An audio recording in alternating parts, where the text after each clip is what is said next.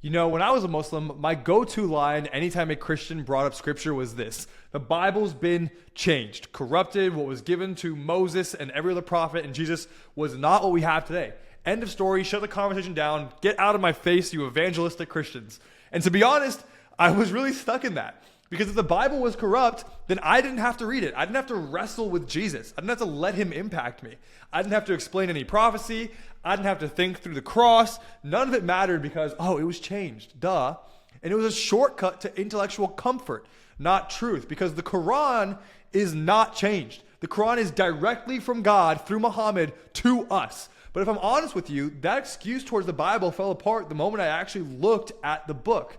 Because what do we mean by tampered with? Do we mean mistranslated? Do we mean copied incorrectly? Or do we mean it was deliberately manipulated to deceive people? You see, a lot of people say this phrase, but they don't even know what they're accusing. So when you hear this, pause, take a deep breath, and be like, hey, Mr. Muslim friend, what do you actually mean? Okay? And that right there will force them to explain it rather than just being something that they just regurgitate from 20 years of religion, okay?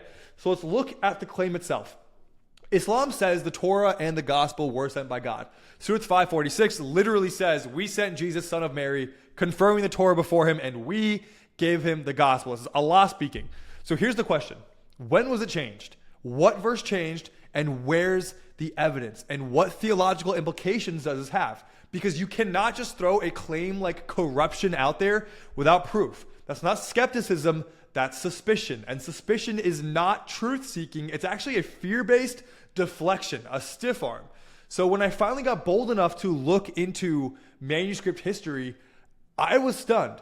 Because we didn't just have one version of the Bible. We had 5,800 plus Greek manuscripts of the New Testament. We have 20,000 plus in other languages. And we have early church fathers quoting scripture in letters that date back to the 2nd century.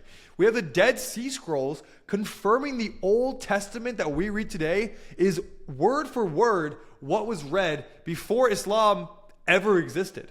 So I want to dive into that part actually before we move into this, because the Dead Sea Scrolls and this early manuscript evidences is truly a deep bane in Islam that you cannot solve. And let me pause here and say this. The Dead Sea Scrolls, they wrecked me, because when they were found in 1947 in caves near Qumran, they dated back to 100 to 200 BC.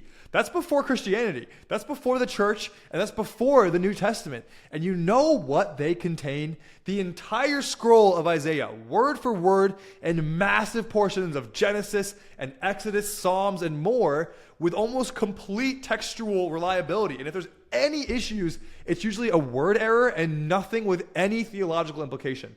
So when scholars compare the Dead Sea Scrolls to a modern Hebrew Bible, the Masoretic text, they were nearly identical.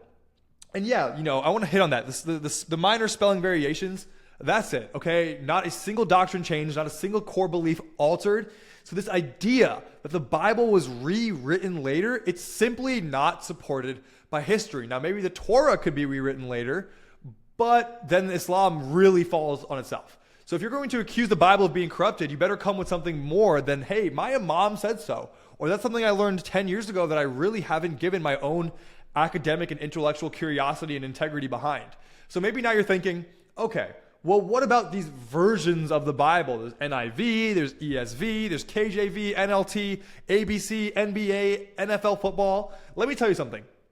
Those aren't different books, okay? They're different translations from the same Greek and Hebrew manuscript. It's like translating a poem from French to English. You can say the same truth in a formal tone, a modern one, explain it like I'm 5, but the meaning is the same. And if you think the Quran doesn't have versions, well, it's a double standard, because there's Warsh and there's Hafs recitation styles.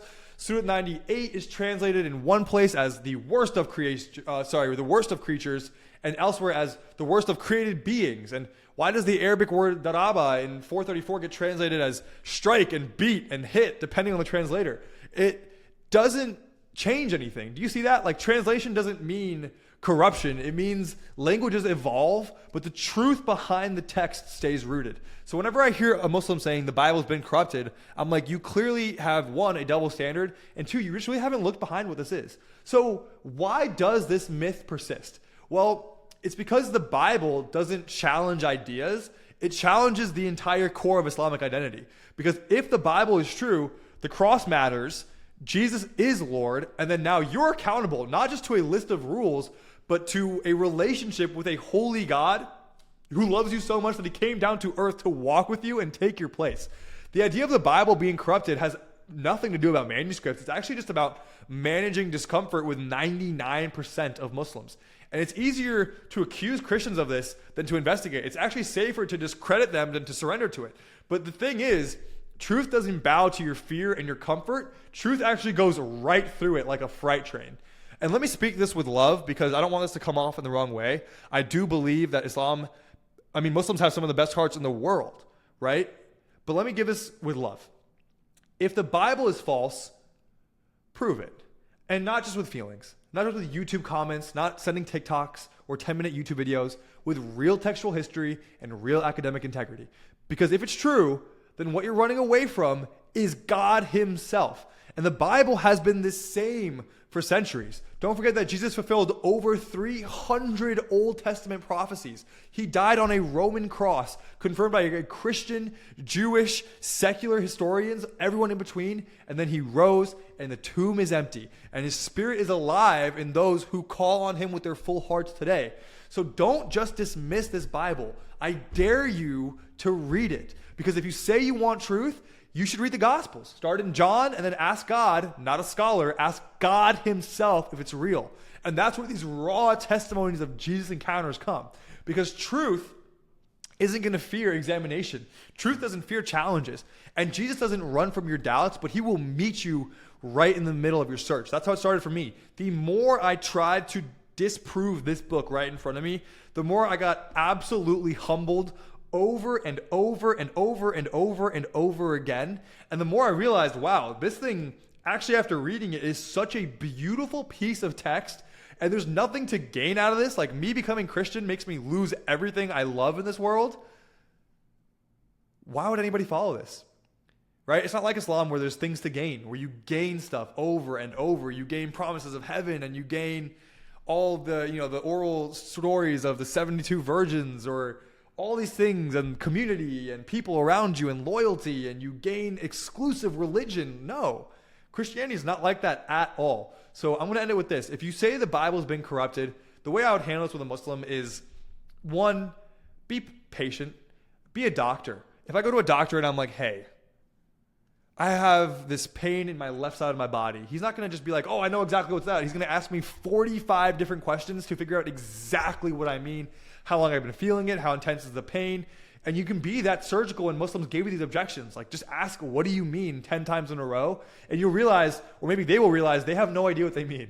And that's nominal Muslims. That's cultural Muslims. When you talk to the most devout Muslims, there's going to be another strategy that we have in our community for this called the Master Key. You can join the community down below, skool.com/Christ. But I want to leave you guys with this, knowing that it's really a core issue of identity and never really the objection. Okay? I love you guys. I'll see you guys in the next video.